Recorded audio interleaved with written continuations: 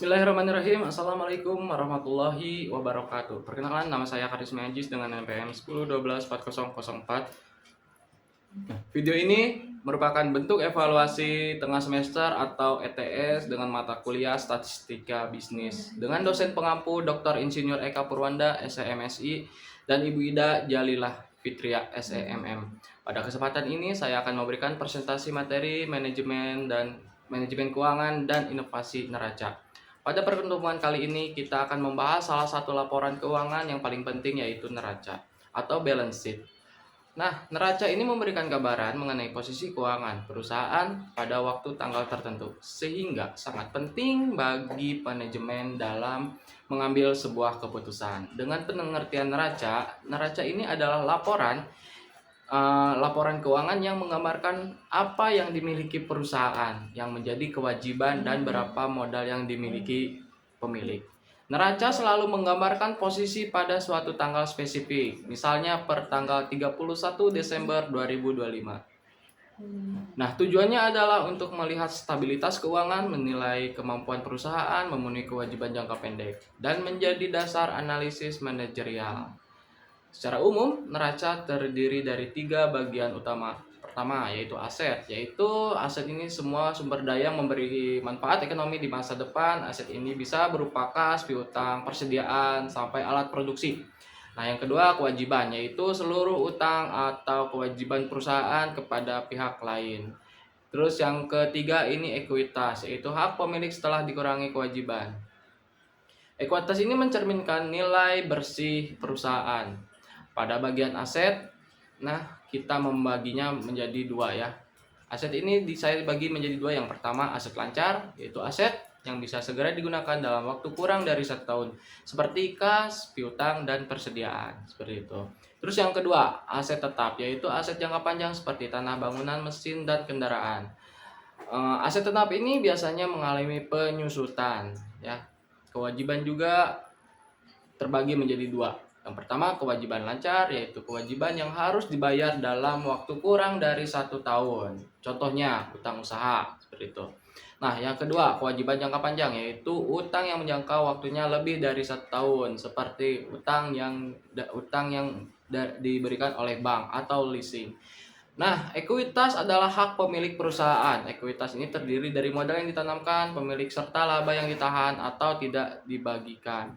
Ekuitas ini merefleksikan seberapa besar porsi kepemilikan atas perusahaan setelah semua kewajibannya dikurangi. Untuk penyajian neraca ini ada dua format. Yang pertama adalah akun form, terbentuk dari horizontal, di mana aset berada di sisi kiri dan kewajiban serta ekuitasnya berada di sisi kanan.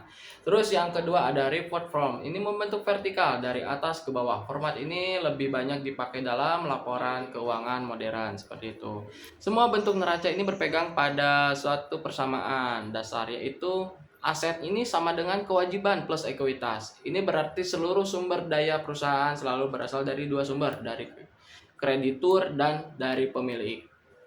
Nah, baik, saya akan memberikan contohnya ya. Contoh singkatnya saja. Baik, saya akan menjelaskan contoh kecilnya ya, PT Sinarmas. PT Sinarmas ini per tanggal 31 Desember 2025. PT Sinarmas ini memiliki aset lancar senilai 100 juta ya, 100 juta.